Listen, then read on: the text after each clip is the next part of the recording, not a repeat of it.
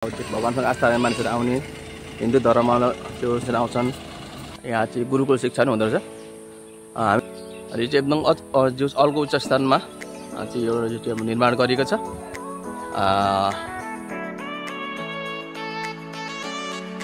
दिदीहरूलाई नमस्ते। हजुर कहाँबाट आउनुभयो होला?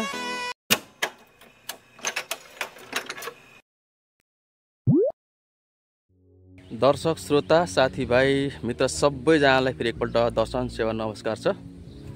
अहिले म यो सुन्दर हरेचा नगरपालिका वार्ड नम्बर 5 अन्तर्गतको क्षेत्रमा छु है त। क्षेत्रमा छु। यहाँ चाहिँ नयाँ वृन्दावन गौशाला। अच्छा, बाबुले मलाई भन्दै है, बाबु नि यहाँ छ है। नयाँ वृन्दावन गौशाला क्षेत्रमा आएको छु। जोस तपाईले नयाँ कुराहरू अपडेट गरौँ भनेर पनि हो। र मैले हरेक भिडियोहरुमा र हरेक मेरो ब्लग च्यानलमा चाहिँ सकेसम्म नयाँ कुरा र सकेसम्म राम्रो कुराहरू जानकारी दिन र सूचना दिन र अपडेट गराउन चाहिँ म जोस हर प्रयास गरिरहेको हुन्छु। तपाईले मेरो च्यानललाई लाइक कमेन्ट र सब्स्क्राइब गर्नु होला। म नयाँ कुराहरू अपडेट गरिरहेको छु है। मलाई अनावश्यक कुराहरू म हाल्दिनँ र सत्य कुराहरू र असल कुराहरू हाल्दछु। र म यहाँ आउनु कारण एउटै कुरा छ कि यहाँ तपाईँले देख्नुहुन्छ मेरो ब्याकग्राउन्डमा है, देख्दै हुनुहुन्छ ठुलो एउटा प्रतिमा छ यहाँ है त। यहाँ पर म अहिले पर छु।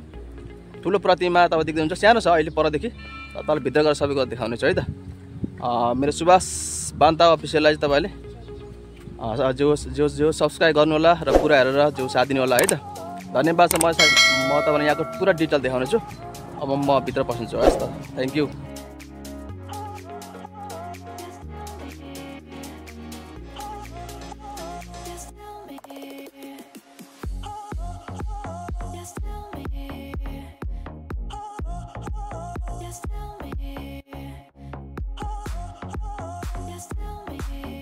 म भित्र आइसकेको छु। मैले तपाईँले यो विशेष गरी विशाल प्रतिमाको बारेमा विवरण दिनुभन्दा पहिला यसको विवरण त म दिन्छु तपाईँहरूलाई। भन्दा पहिले चाहिँ अब यहाँको थोरै कुरा जानकारी गराउँछु है त। चाहिँ मोरङ जिल्लामा पर्छ। मैले भनिसकेँ यो नयाँ वृन्दावन गौशाला पनि भएर लेखिएको छ है त। नयाँ वृन्दावन गौशाला एरिया विशेष गरी यो धार्मिक स्थल पनि हो र धार्मिक स्थल पनि हो र मानिसहरूले आउने भगवानसँग आस्था राख्ने मान्छेहरू आउने हिन्दू धर्ममा आस्था राख्ने मानिसहरू आउँछन्। र यहाँ जो पूजाआजा गर्ने कुराहरू चाहिँ विशाल हुँदो रहेछ। यो चाहिँ एउटा धार्मिक स्थल पनि हो र यो चाहिँ एउटा पर्यटकीय स्थल पनि हुनुपर्छ भन्ने मेरो चाहिँ मान्यता हो है त। एकदम घाम लागिरहेछ, डिस्टर्ब भइरहेछ र यो बारेमा थोरै तपाईँ जानकारी गराउँछु। विशेष गरी मेरो उद्देश्य भनेको यो विशाल प्रतिमा छ र यसको बारेमा थोरै जानकारी दिनु नै हो है त। तपाईँले राम्रोसँग हेरेर यो कुराहरू जानकारी लिनु होला। धन्यवाद। तपाईँहरू देख्दै हुनुहुन्छ पछाडिपट्टि गाईको प्रतिमा। यो चाहिँ हाम्रो देशको एउटा राष्ट्रिय जनावर गाई पनि हो।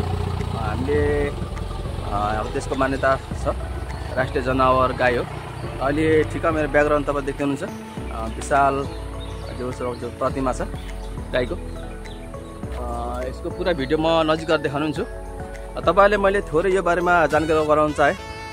यो बारेमा अलिकति विज्ञापनको लागि पनि र सबैले जानकारी पनि होस् भनेर पनि यो कुराहरू मैले गरिरहेको छु होइन। र किन भन्दाखेरि यो चाहिँ एउटा धार्मिक स्थल पनि हो रहेछ। र अरू कुरो यहाँ अब अलिक मानिसले अब जानकारी कम भएर पनि जस्तो लाग्छ मलाई, मान्छेहरू आउन जाने अलिक क्रम पातलो छ।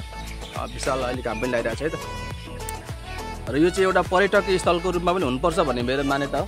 किन भन्दाखेरि मानिसहरू यहाँ आउने जाने आवत जावत गर्नाले यहाँको जनतालाई पनि स्थानीयलाई पनि जो सहुलियत हुने होइन, यो जो आर्थिक उन्नति पनि हुने लगायत धार्मिक स्थलमा पनि मान्छेहरू बढ्ने लगायत नगरपालिकालाई पनि एउटा आर्थिक रूपमा पनि टेवा पुग्ने हुन्छ। किनभने हामीले विश्वव्यापी रूपमा हेर्छौँ भने धेरै धार्मिक स्थलहरू छन् होइन।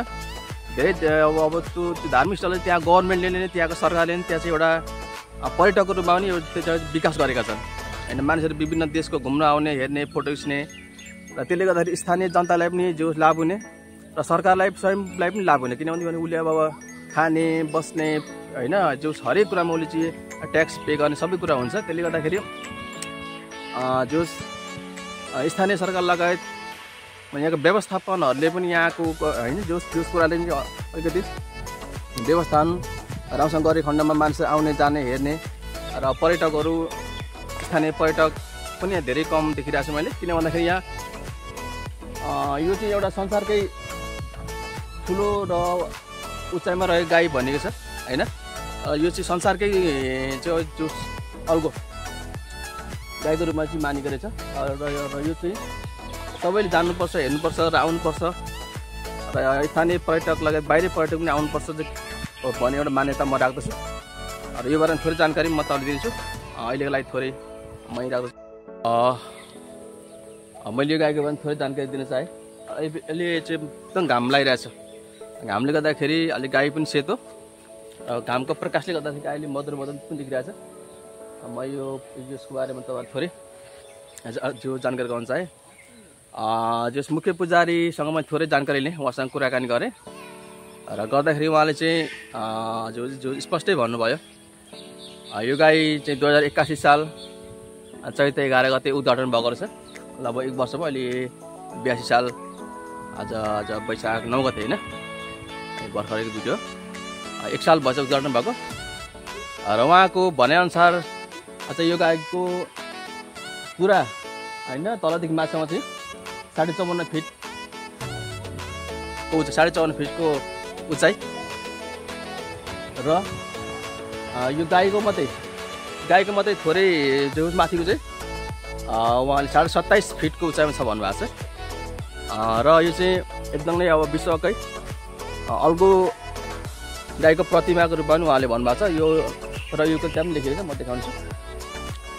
र यो चाहिँ नगरको गौरवको योजना अन्तर्गतबाट बनिएको रहेछ।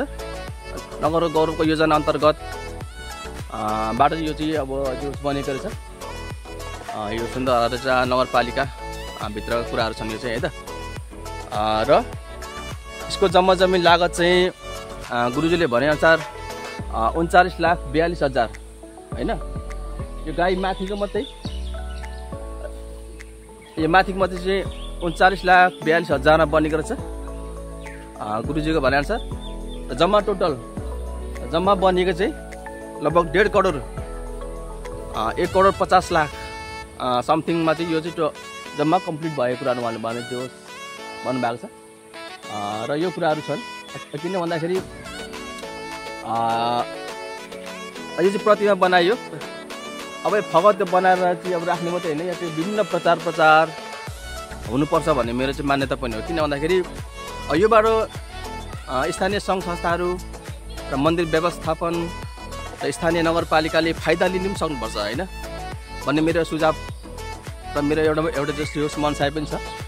अब यो प्रतिमालाई यतिकै राख्ने होइन, सारा जनताको पहुँचसम्म पुगेर चाहिँ यो चाहिँ एउटा विशाल विश्वकै एउटा हाइटमा रहेको नेपालको राष्ट्रिय जनावर गाई लाई सबैले कम्तीमा हेरौँ र नगरपालिकाको एउटा थोरै स्रोत पनि होस् र मन्दिर सङ्घ संस्थालाई पनि एउटा चिज जो टेवा पुग्छ। यो चाहिँ अहिले त्यति प्रचार र त्यति मानिसहरूले जानकारी चाहिँ भएको जस्तो मलाई लागेन। अनि त्यो भए पनि मैले यो बारेमा चाहिँ अलिक थोरै जानकारी दिइरहेको छु। हुन्छ म अलिकति ल हेर्नुहोस् है, मैले यो गाईको पुरा भिडियो तानिरहेको छु। एकदमै यो चाहिँ मैले एकपल्ट भन्न चाहेँ यसको हाइट र लगानीको बारेमा तपाईँले पनि भनिसकिहालेँ होइन। यो कुरा हामीले जान्नुपर्ने आवश्यकता पनि हुन्छ, थाहा गर्ने आवश्यकता पनि हुन्छ। यो चाहिँ एकदम राष्ट्रिय जनावर गाई हाम्रो नेपालको अब यो सबैले अब हामीले राष्ट्रिय जनावर रूपमा मानिरहेछौँ। र यो चाहिँ एकदम जो अर्को उच्च स्थानमा चाहिँ यो चाहिँ निर्माण गरिएको छ। यसरी चाहिँ हामीले यो ठाउँलाई हेर्न सक्छौँ, निहाल्न सक्छौँ। यहाँ एकदमै पातलो जनमानसहरू देख्छौँ। यहाँ चाहिँ मैले भनिसकेको छु, यो चाहिँ धार्मिक स्थल पनि हो। मानिसहरू आउने एउटा हिन्दू धर्म आस्था राख्ने मानिसहरू आउने पूजाआजा गर्ने यहाँ चाहिँ गुरुकुल शिक्षा पनि हुँदो रहेछ। हामी मिडियाकर्मी र हामी एउटा यो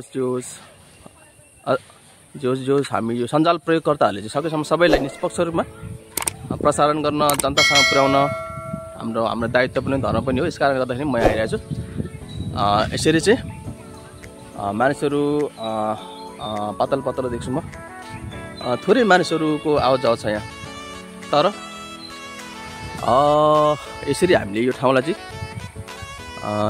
मान्छे आउने कसरी बनाउने त होइन, यो ठाउँले कसरी जो मान्छे आवाज जावत स्थल बनाउने, आवाज जावत ठाउँ बनाउने, यो चाहिँ व्यवस्थापन पक्ष र स्थानीय सरकारले पनि यो बारेमा चासो राख्नुपर्छ भन्ने मलाई लाग्छ। हामी हेर्छौँ वरिपरि बोट बिरुवाहरू छ। ल हेर्नुहोस् है, एकदम ठुलो गाईको प्रतिमा छ, ठुलो प्रतिमा छ। अलिकति यहाँ चाहिँ यो कुरा जनता माझ नपुगेको हो कि भन्ने पनि मलाई चाहिँ जो अनुभव हुन्छ। एकदमै ठुलो प्रतिमा छ, एकदम ठुलो प्रतिमा छ। हामीले यसरी हेर्न सक्छौँ, यसरी हेर्न सक्छौँ, मैले तपाईँले यहाँको थोरै डाटा दिनु चाहेँ त।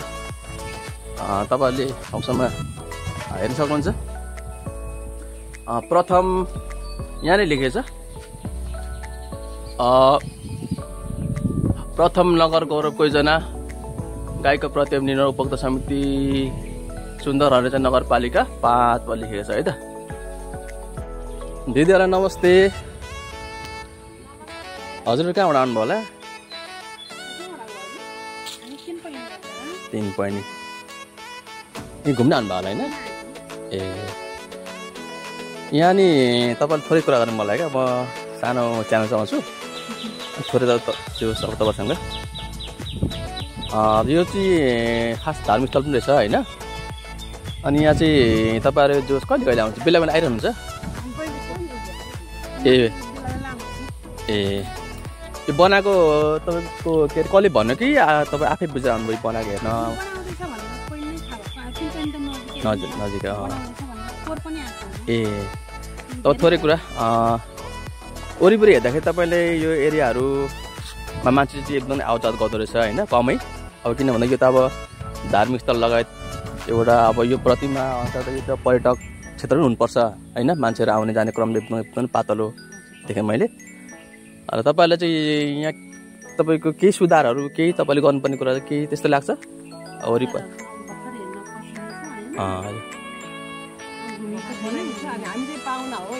ए हजुर। ए घुम्न आउनुभयो? ए पश्चिम कुन ठाउँबाट आउनुभयो? उहाँ चाहिँ पश्चिमबाट आउनुभयो है? उहाँ चाहिँ पश्चिमदेखि आउनुभयो। ओ सप्तरी, अच्छा सप्तरी। तपाईँ चाहिँ दोस्रोचोटि?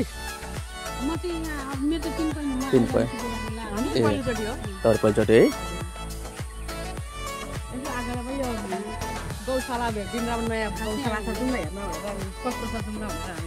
ए राम्रो लाग्यो है? अन्त उसबाट जलबाट निस्किनु भएको बनाएको छ। गोल्डेनमा शिवजी बसिराख्नु छ। हजुर यहाँ चाहिँ ठुलो यो चाहिँ जो विश्वकै ठुलो अर्को गाई भनेको रहेछ होइन?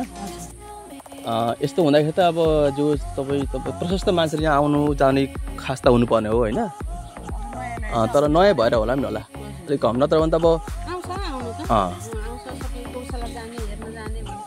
ए